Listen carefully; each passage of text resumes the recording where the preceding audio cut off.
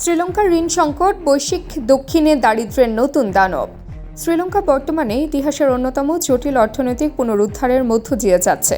2022 সালে দেশটির আর্থিক পতন ঘটে অযৌক্তিক ঋণ গ্রহণ, দুর্বল অর্থনৈতিক ব্যবস্থাপনা এবং বহিরাগত ধাক্কার কারণে। এই পরিস্থিতিতে গণ আন্দোলন অরাগালায়া শুরু হয়, যা জবাবদিহিতা, অর্থনৈতিক ন্যায় বিচার এবং রাজনৈতিক দুর্নীতির অবসান দাবি করে। আন্দোলনের চাপেই পদত্যাগ করেন প্রেসিডেন্ট গোটাবায়া রাজাপাকসে। এরপর ক্ষমতায় আসা রনিল বিক্রমসিংহে সরকার নতুন নির্বাচন পিছিয়ে দিয়ে 2023 সালে আন্তর্জাতিক মুদ্রা তহবিলের কাছ থেকে $3 বিলিয়ন সহায়তা নেয়। ঋণের দ্বিতীয় কিস্তি পেতে চীন, ভারত ও জাপান সহ বড় ঋণদাতাদের সঙ্গে পুনর্গঠন চুক্তিও করে। তবে 2024 সালের সেপ্টেম্বরে জনগণ ঐতিহাসিক ম্যান্ডেট দিয়ে আনুরা কুমারা দিসানায়েকেকে প্রেসিডেন্ট নির্বাচিত করলেও তিনি IMF ও আগের রাজনৈতিক কাঠামোর আরোপিত শর্তের ভেতরেই বন্দী হয়ে পড়েছেন। মূলধারার আন্তর্জাতিক বিশ্লেষকরা এই ঋণ কর্মসূচিকে স্থিতিশীলতার প্রতীক বলে প্রশংসা করছেন, কিন্তু বাস্তবে এর মানবিক মূল্য অনেক বেশি। IMF-এর কাঠামোগত সংস্কারের অংশ হিসেবে সরকারি প্রতিষ্ঠান বেসরকারীকরণ, কেন্দ্রীয় ব্যাংকের উপর রাষ্ট্রের নিয়ন্ত্রণ হ্রাস, অভ্যন্তরীণ ঋণ সীমিতকরণ, ভর্তুকির প্রত্যাহার ও কর বৃদ্ধি কার্যকর করা হয়েছে। এর ফলে সবচেয়ে বেশি চাপ পড়ছে সাধারণ মানুষের উপর।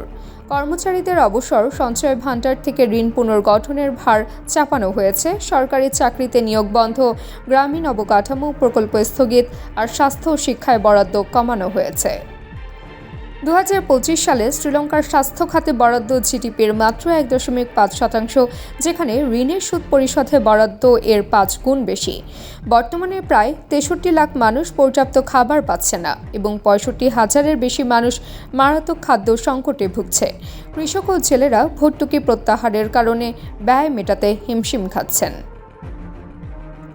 এই সংকট কেবল শ্রীলঙ্কার নয়, বরং বৈশ্বিক দক্ষিণের এক সাধারণ বাস্তবতা। জাতিসংঘের বাণিজ্য ও উন্নয়ন সম্মেলন জানাচ্ছে, বিশ্বের অর্ধেক মানুষ এমন দেশে বসবাস করছে যেখানে স্বাস্থ্য বা শিক্ষার চেয়ে ঋণের সুদ পরিশোধে বেশি অর্থ খরচ হচ্ছে। 2024 সালে উন্নয়নশীল দেশগুলো $921 বিলিয়ন সুদ পরিশোধ করেছে, যার বড় অংশ গেছে আফ্রিকার দেশগুলো থেকে। উচ্চ সুদের হার এবং বৈষম্যমূলক বৈশ্বিক আর্থিক কাঠামো দেশগুলোকে আরও দারিদ্র্য নির্ভরশীলতার দিকে ঠেলে দিচ্ছে। বিদ্যমান ঋণ মুক্তির প্রক্রিয়া অপর্যাপ্ত এবং ঋণদাতাদের পক্ষে ভারসাম্যহীন। ফলে ঋণ শাসনের গণতান্ত্রিকীকরণ ও স্থায়ী ন্যায়সঙ্গত সমাধানের দাবি জোরালো হচ্ছে।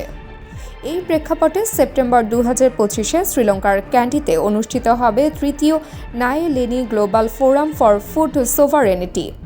এতে অংশ নেবেন ক্ষুদ্র কৃষক, আদিবাসী, শ্রমিক সংগঠন ও গবেষকরা।